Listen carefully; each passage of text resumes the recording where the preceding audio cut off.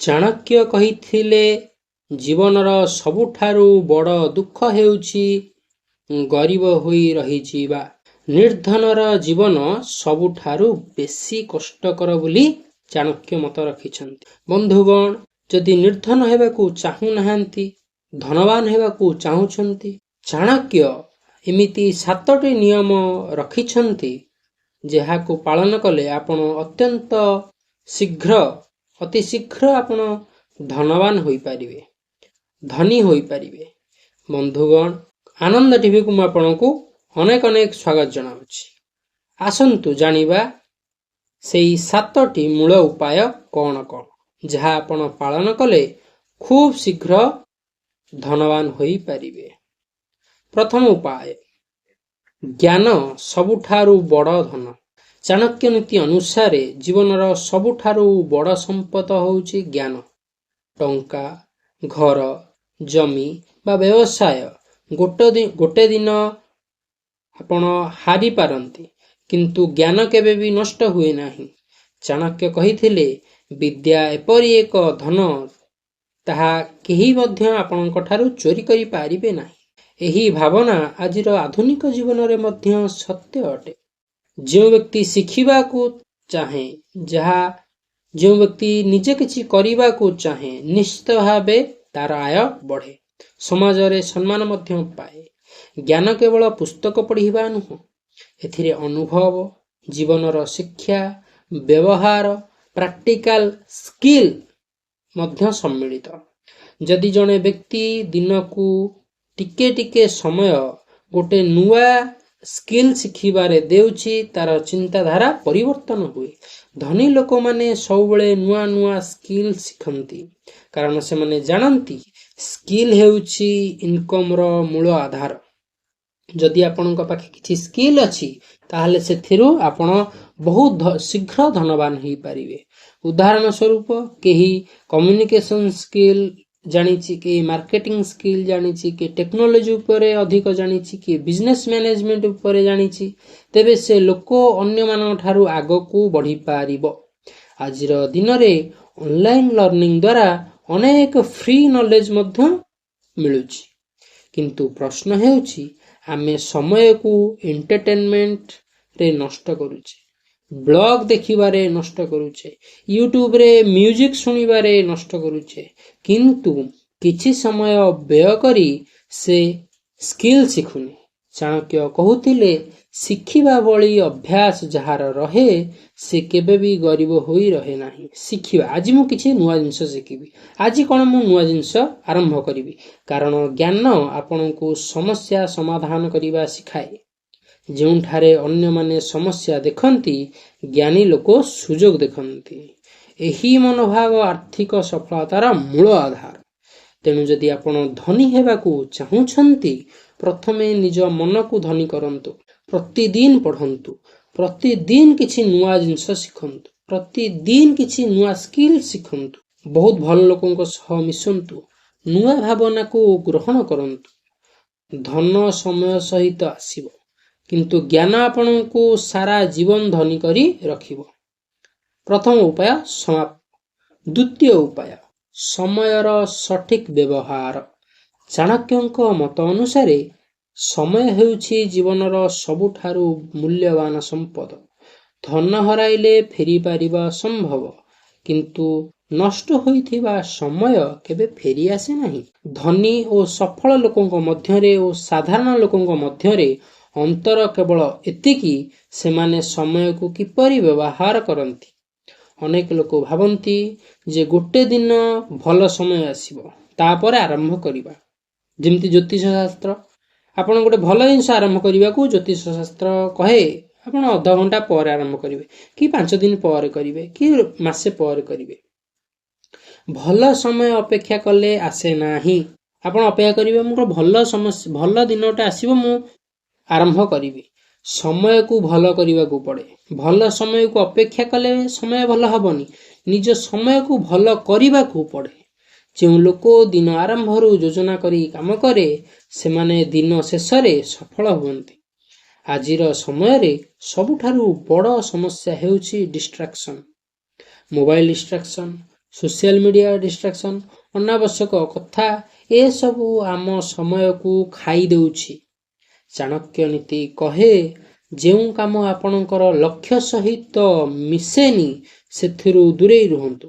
ମୁଁ ଆଉ ଥରେ କହିଦେଉଛି, ଯେଉଁ କାର୍ଯ୍ୟ ଆପଣଙ୍କୁ ଲାଗୁଛି ଆପଣ ଗୋଟେ ଲକ୍ଷ୍ୟ କରିଛନ୍ତି, ସେ ଲକ୍ଷ୍ୟ ସହିତ ସେ କାର୍ଯ୍ୟ ମିଶୁନି ବା ସେ କାର୍ଯ୍ୟ ଆପଣ ଯେଉଁ କରୁଛନ୍ତି ତାହା ଆପଣଙ୍କୁ ନିଜ ଲକ୍ଷ୍ୟ ଦିଗକୁ ନଉନି, ତାହେଲେ ସେ କାର୍ଯ୍ୟ ଆପଣଙ୍କୁ ଛାଡ଼ିଦେବା ଦରକାର। ସମୟର ସଠିକ ବ୍ୟବହାର ମାନେ ଡିସିପ୍ଲିନ। ସକାଳୁ ଉଠିବା, କାମର ପ୍ରାୟୋରିଟି ଧରିବା ଏବଂ ଛୋଟ ଲକ୍ଷ୍ୟ ଧାରଣ କରିବା ଆବଶ୍ୟକ। ଛୋଟ ଛୋଟ କାମ ମିଶି ବଡ଼ ସଫଳତା ଦେଇଥାଏ। ଧନୀ ଲୋକମାନେ ଦିନକୁ ବ୍ୟର୍ଥ କରନ୍ତି ନାହିଁ। ସେମାନେ ନୂଆ ଯୋଜନା ଶିଖନ୍ତି, ନୂଆ ଯୋଜନା କରନ୍ତି, ଶିଖନ୍ତି ଓ ନେଟୱାର୍କ ତିଆରି କରନ୍ତି ଏବଂ ନିଜ ଫ୍ୟୁଚର ଉପରେ କାମ କରନ୍ତି। ଯଦି ପ୍ରତିଦିନ ଘଣ୍ଟେ 2 ଘଣ୍ଟା ଠିକ ଭାବରେ ବ୍ୟବହାର କରିବା ଆରମ୍ଭ କରିଦେବା, କିଛି ମାସ ପରେ ଆମ ଜୀବନରେ ମଧ୍ୟ ବଡ଼ ପରିବର୍ତ୍ତନ ଆସିବ। ସେଥିପାଇଁ ଚାଣକ୍ୟଙ୍କର ଦୃଷ୍ଟିରେ ସମୟ ହେଉଛି ଗୁପ୍ତ ଧନ। ଯେଉଁ ଲୋକ ଏହାକୁ ଠିକ ବ୍ୟବହାର କରୁଛି ସେମାନେ ଆର୍ଥିକ ଭାବେ ଏବଂ ମାନସିକ ଭାବେ ଧନୀ ହୋଇପାରିବେ। ଦ୍ୱିତୀୟ ନିୟମ ସମାପ୍ତ। ତୃତୀୟ ନିୟମ, ଆୟଠାରୁ କମ ଖର୍ଚ୍ଚ କରନ୍ତୁ। ଚାଣକ୍ୟ କହିଥିଲେ, ଧନ ଉପାର୍ଜନ କରିବା ଯେତେ ଦରକାର, ଧନ ସଞ୍ଚୟ କରିବା ବା ଧନ ଇନଭେଷ୍ଟ କରିବା ଅନ୍ୟ ଏକ ବିଜନେସରେ ସେତିକି ଦରକାର। ଅନେକ ଲୋକ ଭଲ ଆୟ କରିଥାନ୍ତି କିନ୍ତୁ ଠିକ ଧନ ନିୟନ୍ତ୍ରଣ ନ କରିପାରିବାରୁ ସିଏ ସମସ୍ୟାରେ ପଡ଼ନ୍ତି। ଧନୀ ଲୋକମାନେ ପ୍ରଥମେ ନିଜ ଖର୍ଚ୍ଚକୁ କଣ୍ଟ୍ରୋଲ କରିବା ଶିଖନ୍ତୁ। ଆଜିର ସମାଜରେ ଲାଇଫଷ୍ଟାଇଲ ଦେଖାଇବା ପାଇଁ ଅନେକ ଲୋକ ଅନାବଶ୍ୟକ ଖର୍ଚ୍ଚ କରନ୍ତି।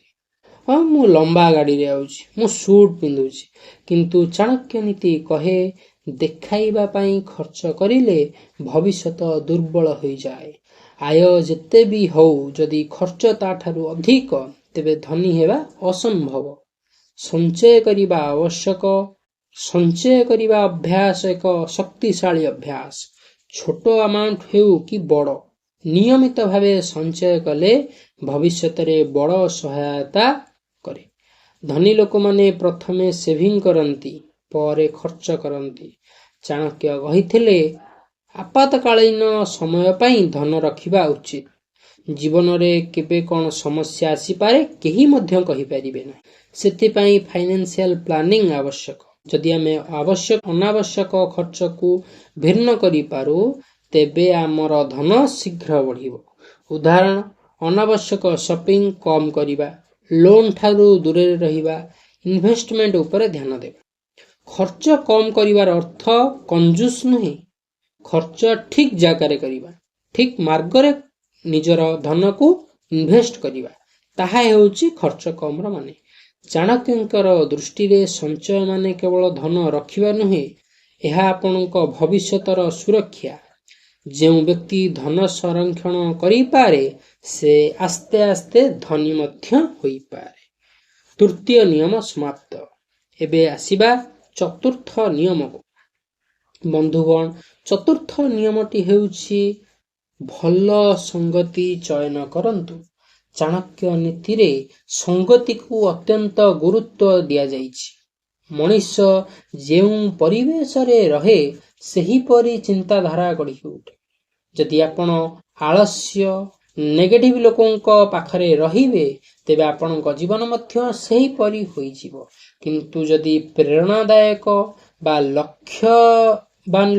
ଲକ୍ଷ୍ୟ ଯାହାର ଅଛି ସେପରି ଲୋକଙ୍କ ପାଖରେ ଆପଣ ରହିବେ, ତାହେଲେ ଆପଣଙ୍କର ଜୀବନ ନିଶ୍ଚିତ ପରିବର୍ତ୍ତିତ ହେବ। ଚାଣକ୍ୟ କହୁଥିଲେ, ଖରାପ ସାଙ୍ଗ ସବୁଠାରୁ ବଡ଼ ଶତ୍ରୁ। ମୁଁ ଆଉ ଥରେ ଏ ବାକ୍ୟଟି କହୁଛି, ଖରାପ ପ୍ରକୃତିର ସାଙ୍ଗ ସବୁଠାରୁ ବଡ଼ ଶତ୍ରୁ। ସେମାନେ ଆପଣଙ୍କ ସମୟ, ଆପଣଙ୍କ ଧନ ଓ ଆପଣଙ୍କ ଶକ୍ତିକୁ ନଷ୍ଟ କରନ୍ତି। ଧନୀ ଓ ସଫଳ ଲୋକମାନେ ସବୁବେଳେ ନିଜ ପରିବେଶକୁ ଧ୍ୟାନରେ ରଖନ୍ତି। ଭଲ ସଙ୍ଗତିର ଅର୍ଥ ଯେଉଁମାନେ ଆପଣଙ୍କୁ ଆଗକୁ ବଢ଼ାଇବାକୁ ପ୍ରେରଣା ଦେଇଥାନ୍ତି, ନୂଆ ଆଇଡିଆ ଦେଇଥାନ୍ତି ଏବଂ ଆପଣଙ୍କ ଭୁଲ ଠିକକୁ ଆପଣଙ୍କୁ କୁହନ୍ତି। ସେମାନଙ୍କ ସହ ଆପଣ ଥିଲେ ଆପଣଙ୍କ ଆତ୍ମବିଶ୍ୱାସ ବଢ଼େ। ଏହା କେବଳ ମିତ୍ର ନୁହେଁ, ଆପଣ କାହାକୁ ଫଲୋ କରୁଛନ୍ତି ତାହା ମଧ୍ୟ ଦରକାର। ଯଦି ଆପଣ ସକ୍ସେସଫୁଲ ପିପଲଙ୍କ ଜୀବନ ଦେଖନ୍ତି, ମୋଟିଭେସନାଲ ବୁକ୍ ପଢ଼ନ୍ତି, ତେବେ ଆପଣଙ୍କ ଭାବନା ଉଚ୍ଚ ହେବ। ସଙ୍ଗତି ଧନ ସୃଷ୍ଟିରେ ମଧ୍ୟ ଭୂମିକା ନିଏ। ନେଟୱାର୍କ ଦ୍ୱାରା ନୂଆ ସୁଯୋଗ ମିଳେ, ବିଜନେସ୍ ଆଇଡିଆ ମିଳେ ଏବଂ ସଫଳତାର ନୂଆ ରାସ୍ତା ଦେଖାଯାଏ। ତେଣୁ ଚାଣକ୍ୟଙ୍କ ମତରେ ଆପଣଙ୍କ ପାଖାପାଖି ଲୋକମାନେ ଆପଣଙ୍କ ଭବିଷ୍ୟତ ନିର୍ଦ୍ଧାରଣ କରନ୍ତି। ଠିକ୍ ଲୋକ ବାଛନ୍ତୁ, ଧନୀ ମନୋଭାବ ଥିବା ଲୋକମାନଙ୍କୁ ବାଛନ୍ତୁ, ଆପଣଙ୍କ ମଧ୍ୟରେ କନଫିଡେନ୍ସ ଆସିବ। ବନ୍ଧୁଗଣ, ସମାପ୍ତ ହେଲା ଚତୁର୍ଥ ନିୟମ। ଏବେ ଆସିବା ପଞ୍ଚମ ନିୟମ। ପଞ୍ଚମ ନିୟମ ହେଉଛି କଷ୍ଟ ଓ ଧୈର୍ଯ୍ୟ। ଚାଣକ୍ୟ ନୀତି କହେ, ଯେ ଲୋକ କଷ୍ଟ କରିବାକୁ ଭୟ କରେ, ଆଳସ୍ୟ କରେ, ସେ କେବେ ବଡ଼ ସଫଳତା ପାଇପାରେ ନାହିଁ। ଆଜିର ସମୟରେ ଅନେକ ଲୋକ ତୁରନ୍ତ ଫଳ ଚାହୁଁଛନ୍ତି। ମୁଁ ସାଙ୍ଗେ ସାଙ୍ଗେ କାମ କରିବି, ସାଙ୍ଗେ ସାଙ୍ଗେ ହେଇଯାଉ। କିନ୍ତୁ ସତ୍ୟ ହେଉଛି, ଧନୀ ହେବା ଏକ ଦୀର୍ଘ ପ୍ରକ୍ରିୟା। ଶୀଘ୍ର ମିଳିବନି, ଦୀର୍ଘ ପ୍ରକ୍ରିୟା। ଧୈର୍ଯ୍ୟ ମାନେ ଅପେକ୍ଷା ନୁହଁ, ନିରନ୍ତର ପ୍ରୟାସ। ଖାଲି ଅପେକ୍ଷା କରିଥିବି, କିଛି କରୁନଥିବି, ଅପେକ୍ଷା କରିଥିବି ମୁଁ ଦିନେ ଧନୀ ହେବି, କେମିତି ହବ? ନିରନ୍ତର ପ୍ରୟାସ କରିବାକୁ ପଡେ। ଚାଣକ୍ୟ କହିଥିଲେ, ବାରମ୍ବାର ବିଫଳ ହେଲେ ବି ଚେଷ୍ଟା କରନ୍ତୁ, କାରଣ ବିଫଳତା ଶିଖାଏ କେଉଁଠି ଭୁଲ ହେଉଛି। ସଫଳ ଲୋକମାନଙ୍କ ଜୀବନ ଦେଖିଲେ ଜଣାପଡ଼େ, ସେମାନେ ବର୍ଷରୁ ବର୍ଷ କଷ୍ଟ କରନ୍ତି।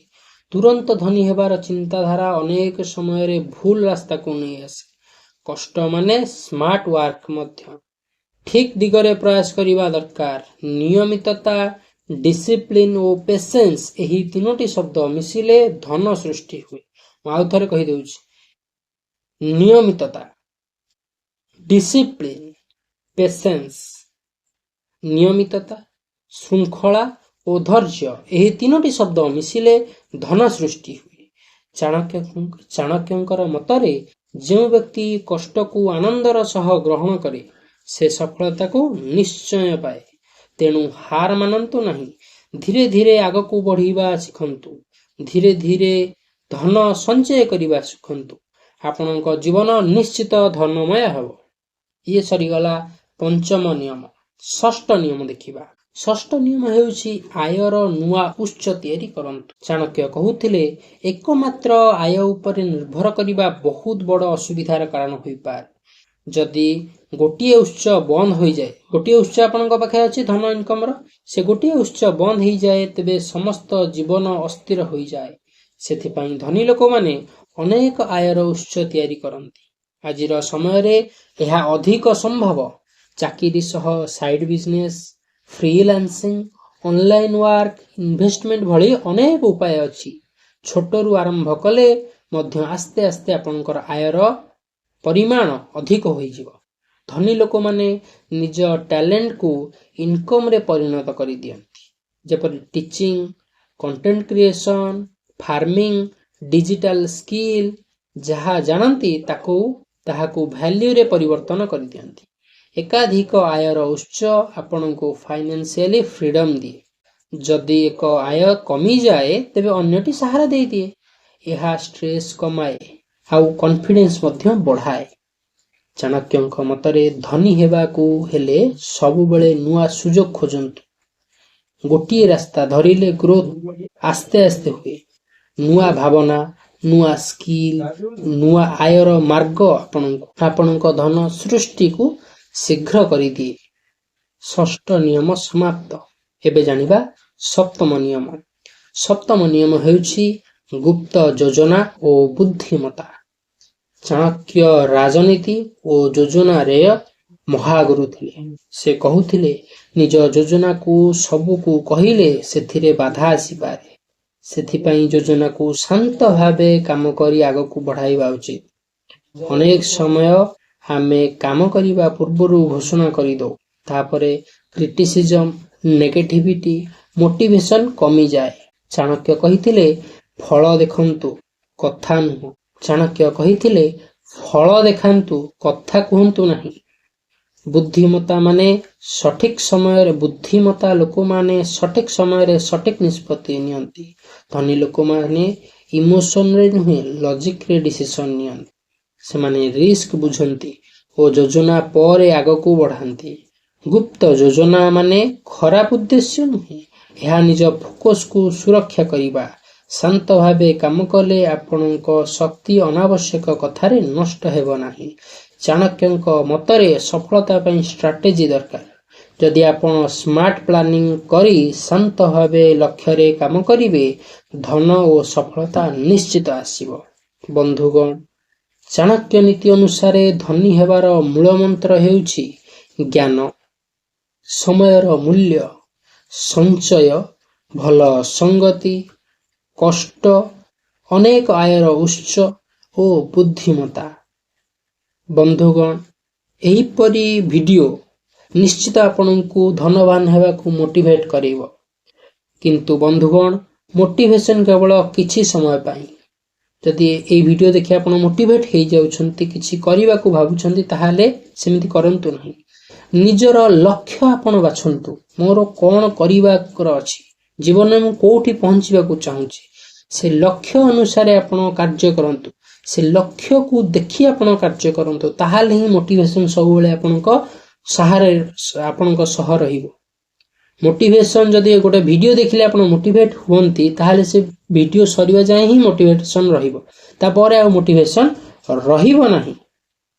बंधुगण, मु आपनकु निश्चित आउ थरे कहिबी, निजर लक्ष्य को मन रखंतु, निजर लक्ष्य को भावंतु।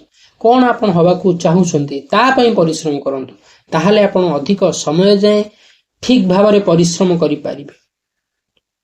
बंधुगण, आज पई एतिकी। पुणी देखा आबा आउ एक नूतन चाणक्य नीतिर वीडियो रे। से पर्यंत मते विदाय दियंतु। जय जगन्नाथ, जय चाणक्य।